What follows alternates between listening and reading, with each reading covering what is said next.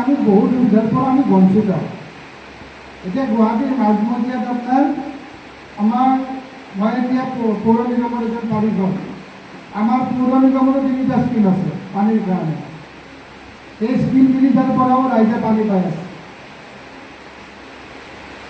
জাইকাইও এতিয়া পানী দিছে, কিন্তু আমাৰ এইটো এৰিয়া, আমাৰ এইটো মানে ডাঙৰ আমাৰ 4টা জন কৰিছিলো, আমাৰ নাক আৰু আমাৰ ডেকা ডাঙৰীয়া আপোনালোকক দৃষ্টিৰে অধে কৈছে, গতিকে মই আৰু সেই বিষয়ে পাতনি মেলিব খোজা নাই যে আমাৰ এইটো এৰিয়াত দক্ষিণ পূব পানী যোগান, দক্ষিণ পূব পানী যোগান আঁচনি আমাৰ এৰিয়াটো।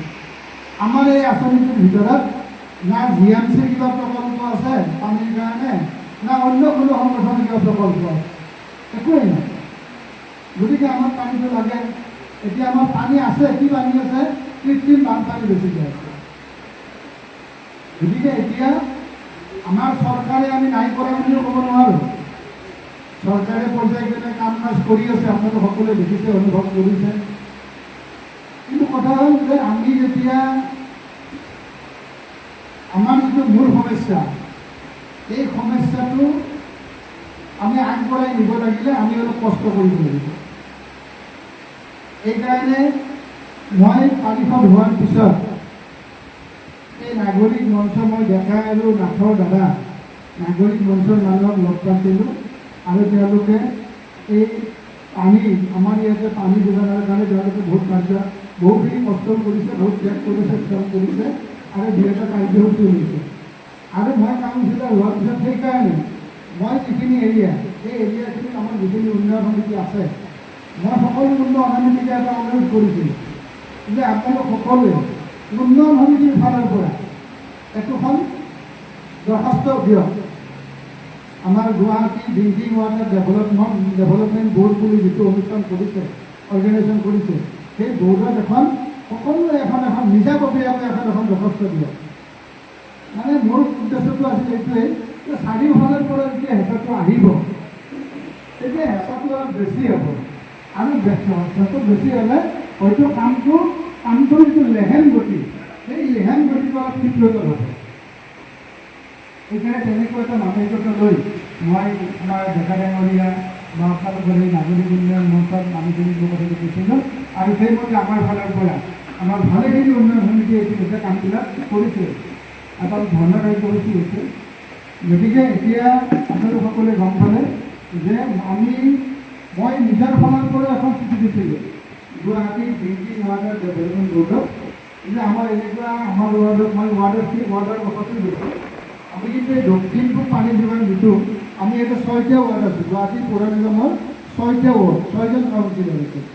এই 6টা ৱাৰ্ডৰ মানুহে এই জাইকা বা জলবোৰ্ডৰ যিটো পানী যোগান আঁচনি, সেই তেওঁলোকৰ তালিকাত আমি তালিকাভুক্ত হোৱা নাই।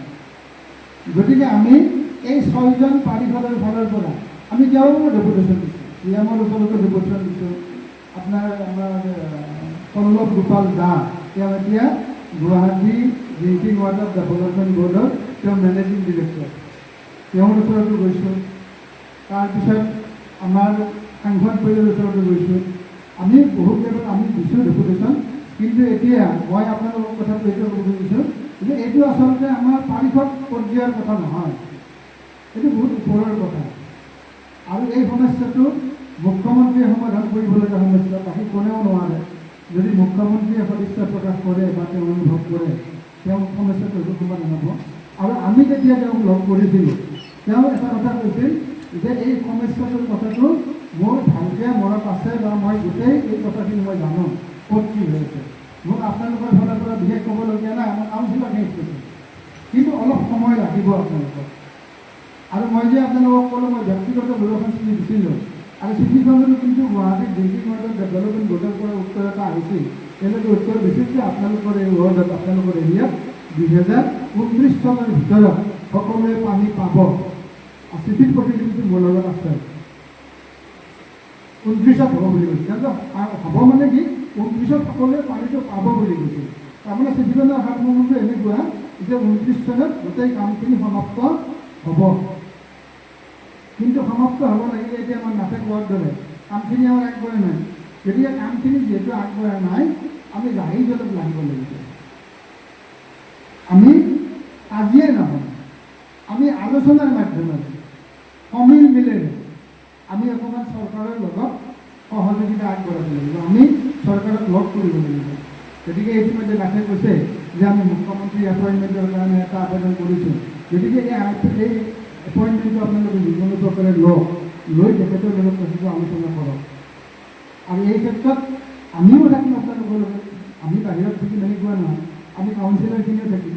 গতিকে ৰাইজৰ ফালৰ পৰা এই দক্ষিণ পূব পানী যোগান বুলি ক'লে যিখিনি ৰাইজ পৰে, আমি গোটেইখিনি যদি লগ লাগি পেলাই কামটোৰ কাৰণে কৰিব পাৰোঁ, আগবঢ়াব পাৰোঁ, তেতিয়াহ'লে মই ভাবোঁ যে কামটো এই যিটো লেহেম গতিত চলি আছে, এই লেহেম গতিটো অলপ তীব্ৰ হ'ব, অলপ তীব্ৰতৰ হ'ব, অলপ আগবাঢ়িব। গতিকে আমি এই কামটো কৰিবলৈকে আলোচনাৰ মাধ্যমেৰে আমি কথাটো জনাব লাগে। আৰু আমাৰ ফালৰ পৰা আমি পাৰিষদ হিচাপে আপোনালোকক মই এই কথাটো ক'ব খুজিছোঁ, আজি লগ পাইছোঁ, ভাল লাগিছে যে আমি পাৰিষদ হিচাপে আমি যেতিয়াই সভা সমিতি আমি মুখ্যমন্ত্ৰীক লগ পাইছোঁ, আমাৰ নজনাকৈ সভা সমিতি হৈ গৈছে, মুখ্যমন্ত্ৰীক লগ পাইছোঁ, তেতিয়াই কিন্তু আমি এই কথাটো সদায় উলিয়াইছোঁ, পানী। আমাৰ মূল সমস্যাটো হৈছে পানী। আৰু আমি যেতিয়া নিৰ্বাচন খেলা আৰম্ভ কৰিছিলোঁ, নিৰ্বাচনৰ আগত আমি 3-4খন মিটিঙত মুখ্যমন্ত্ৰীৰ লগত আলোচনা হৈছিল। তেওঁ আমাৰ লগত আলোচনা কৰিছিল যে আমি নিৰ্বাচনৰ সময়ত ৰাইজৰ মাজলৈ গৈ আমি ৰাইজৰ লগত কেনেধৰণে কথা বতৰা পাতিব লাগিব, ৰাইজৰ অভাৱ অভিযোগ সমস্যাখিনি আমি কেনেকৈ লিপিবদ্ধ কৰি আনিব লাগিব। তেতিয়াও আমি তেওঁক কৈছিলোঁ যে ছাৰ, আমাৰ কিন্তু এটা কথা, আমাৰ এইটো এৰিয়াটোত মূল সমস্যাটো কিন্তু পানী নাই। ইয়াতে কিবা GMCৰ পানী যোগান আঁচনি আছে নে অন্য কোনো অৰ্গেনাইজেশ্যনৰ পানী যোগান আঁচনি আছে, পাব্লিক হেল্থৰ 2-এটা স্কিম আছে, আৰু সেই স্কিমটোৰ পৰা ক'ৰবাত 100জন মানুহে, ক'ৰবাত 150জন মানুহে 150টা পৰিয়ালে পানী পায়। এইটো সাফিচিয়েণ্ট নহয়। গতিকে এই কথাটো আমি বাৰম্বাৰ আমাৰ ফালৰ পৰা কৈ আহিছোঁ। গতিকে এতিয়া ভাবোঁ যে আমি ৰাইজ, কাউন্সিলাৰ সকলোৱে যদি একেলগ হৈ আমি যদি আলোচনাৰ মাধ্যমেৰে কথাটো যদি চৰকাৰৰ ওচৰলৈ লৈ যাব পাৰোঁ, তেতিয়া মই ভাবোঁ যে সমস্যাটো অলপ এই লেহেম গতিটো কাটাইবাৰ অলপ আগবাঢ়িব। গতিকে এই কথাখিনি মই আপোনালোকক ক'লোঁ। আৰু আপোনালোকৰ সংগঠনৰ প্ৰতি ক'লোৱে বহুত ব্যস্ত আছে। সংগঠনটো আপোনালোকে জীয়াই ৰাখক। এই সংগঠনটো অকল সমস্যাই নহয়, আমাৰ আগৰ বক্তাজনে কৈ গৈছে যে আমি যিহেতু এটা সামাজিক অনুষ্ঠান, আৰু আমাৰ প্ৰতিজন মানুহৰ যিহেতু একোটা সামাজিক দায়বদ্ধতা আছে। আমি সমাজখনৰ কাৰণে কাম কৰিলেহে, আমি সমাজখনৰ কথা চিন্তা কৰিলেহে সমাজখন শুদ্ধ পথত থাকিব, সমাজখন সঠিক পথত থাকিব, আৰু সমাজখন সঠিক বাটেৰে আগবাঢ়ি যোৱাত সুবিধা হ'ব। গতিকে আপোনালোকে সংগঠনটো ধুনীয়াকৈ কৰক, আৰু কৰি এই সমস্যাসমূহৰ লগতে আৰু অন্যান্য যিবিলাক আমাৰ সামাজিক কাম, সাংস্কৃতিক কাম, এই ধৰণৰ 2-এটা পদক্ষেপো আপোনালোকে ল'লে আমাৰ এই সংগঠনটোৰ যিটো অস্তিত্ব, সেই অস্তিত্ব সুন্দৰকৈ জীয়াই থাকিব। গতিকে মই আৰু বিশেষ নকওঁ, এইখিনিকে আপোনালোকক ক'লোঁ। আপোনালোকৰ লগত সহযোগিতা সদায় থাকিব।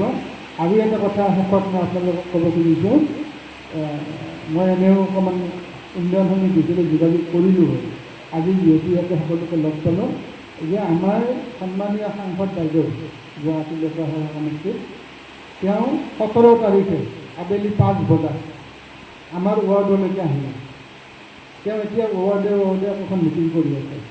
আমাৰ ৱাৰ্ডৰ মিটিংখন দিছে 17 তাৰিখে আবেলি 5 বজাত, আৰু মিটিংখন হ'ব আমাৰ পাঞ্জাবাৰী শিশু উদ্যানত। আমাৰ পাঞ্জাবাৰীত যে বজাৰখন আছে, সাপ্তাহিক বজাৰখন, তাৰে কাষত যিখন শিশু উদ্যান আছে, সেই শিশু উদ্যানত আবেলি 5 বজাত মিটিংখন হ'ব। বাইদেউ আহিব। বাইদেৱে আমাৰ লগত, মানুহৰ লগত এই বিভিন্ন কথা আলোচনা বিবেচনা কৰাৰ কাৰণে আহিম বুলি কৈছে। গতিকে সেই সভাখনলৈ যদি আপোনালোক আহে 5 বজাত, আপোনালোকে যদি ধৰক এতিয়া আমি নাগৰিক উন্নয়ন মঞ্চ হিচাপে যদি বাইদেউক এবাৰ লগ কৰোঁ, যাতে বাইদেউবোৰ যদি কওঁ, তেওঁ এবাৰ কথাটো উঠাব পাৰিব, যথেষ্টনে য'ত ফালে কামটো হ'ব তেওঁ এবাৰ উঠাব পাৰিব। গতিকে সেই কথাটো মই আপোনালোকক নিমন্ত্ৰণটো মই দিলোঁ, আপোনালোকক নিমন্ত্ৰণটো দিলোঁ। 17 তাৰিখে আবেলি 5 বজাত ভেন্যুটো হৈছে আমাৰ পাঞ্জাবাৰী শিশু উদ্যান। আপোনালোক আহিব। আহিলে বাইদেউৰ লগত আমি এই পানীৰ যিটো সমস্যা, পানীৰ সমস্যাটোৰ কথাও পাতিব পাৰিম, আৰু অন্যান্য যিবিলাক সমস্যা আছে, খোৱা পানী, বানপানী বা অন্যান্য যিবিলাক সামাজিক সমস্যা, সেই সম্পৰ্কেও আমি 2-এটা কথা বাইদেউৰ লগত পতাৰ আমাৰ সুবিধা থাকিব, অৱকাশ থাকিব। গতিকে সেই সভাখনলৈ আপোনালোকক নিমন্ত্ৰণ কৰিলোঁ। আৰু আপোনালোকৰ মাজত আহি খুবেই ভাল লাগিল আৰু আমাৰ সভাপতি ডাঙৰীয়াই দুআষাৰ কথা কোৱাৰ সুযোগ দিলে তাৰ কাৰণে আপোনালোকৰ উদ্যোক্তাসকলক মোৰ তৰফৰ পৰা কৃতজ্ঞতা প্ৰকাশ কৰি মই মোৰ চমু কথাখিনিত সামৰণি মাৰিলোঁ। আজিলৈকে ভৱিষ্যতৰ দিনত আৰু এনেকৈ লগ লাগি কথা পাতিম। নমস্কাৰ।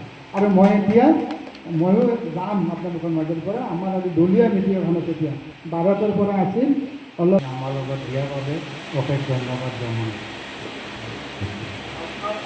ভাল লাগিল প্ৰেচিডেণ্টক লগ কৰাৰ কাৰণে আপুনি কোৱা ধৰণতে আপোনাকো লগত গতিকে